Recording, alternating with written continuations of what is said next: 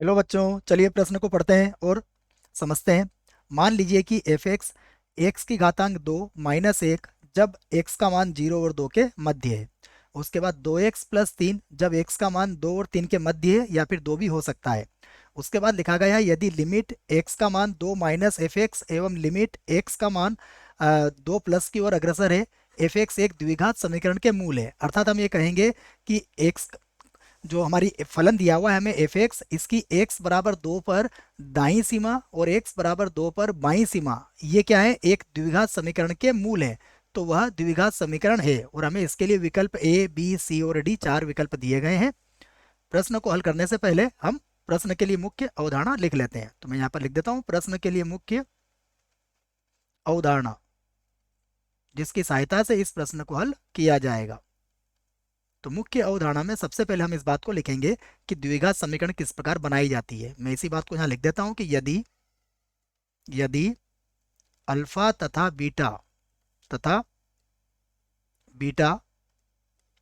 द्विघात समीकरण के द्विघात समीकरण के मूल मूल हो तो द्विघात समीकरण द्विघात समीकरण, देखिए यदि अल्फा बीटा द्विघात समीकरण के मूल हमें दे दिए जाते हैं तो जो द्विघात समीकरण होती है वह कुछ इस प्रकार से होगी, समझिएगा। तो द्विघात समीकरण होगी एक्स का वर्ग माइनस यहाँ होता है मूलों का योग अर्थात अल्फा प्लस बीटा और गुणा में आएगा एक्स। उसके बाद देखिएगा यहाँ पर आएगा मूलों का गुणनफल अर्थात अल्फा गुणा बीटा और बराबर कितना होगा, 0। तो यह सूत्र आप इस प्रश्न के लिए याद रखें। आइए प्रश्न को हल करते हैं। सबसे पहले हम इसकी बाईं सीमा निकालेंगे और फिर इसकी दाईं सीमा ज्ञात करेंगे। तो मैं लिखता हूं सबसे पहले लिमिट एक्स का मान 2 माइनस और एफ एक्स, इसका मान निकालेंगे। इसे कहते हैं एक्स बराबर 2 पर बाईं सीमा। तो इसको हम इस प्रकार भी लिख सकते हैं, लिमिट एच जो है वो 0 की ओर अग्रसर और ये हो जाएगा एफ 2 - एच। तो यहां से निकालेंगे हम फिर से लिमिट एच का मान 0 की ओर अग्रसर। अब 2 - एच, 2 - एच मतलब 2 से कम, 2 से कम के लिए हमें इस फलन का प्रयोग करना है x² - 1 का। तो x के स्थान पर क्या आ जाएगा हमारा 2 - एच, यहाँ लिख लेता हूं मैं, x के स्थान पर आएगा 2 - एच का वर्ग और उसके बाद -1, ये लिख दिया है मैंने। यहाँ पर मैंने कौन सा फलन प्रयोग में लेके आया हूँ मैं, ध्यान रखना, एफ एक्स का मान एक्स का वर्ग -1, क्योंकि 2 - एच का मतलब हुआ 2 से कम है।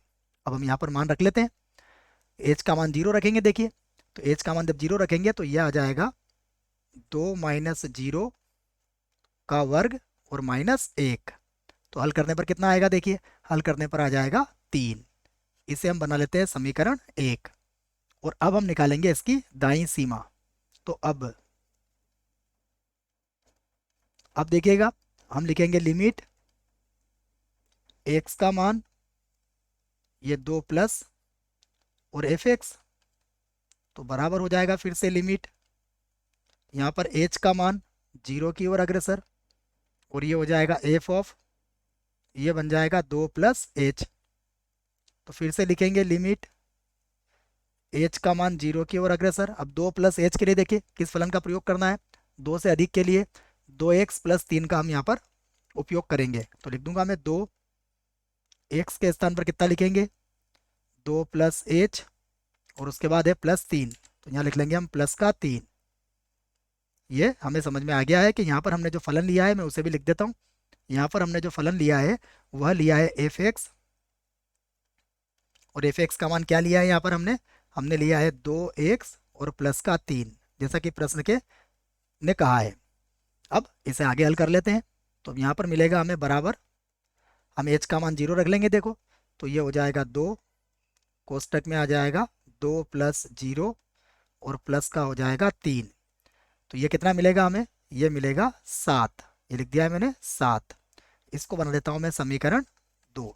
तो देखिए हमें दो मूल प्राप्त हो गए, 3 और 7। तो मैं इस बात को लिख देता हूँ, अतः अतः 3 तथा 7 मूलों वाली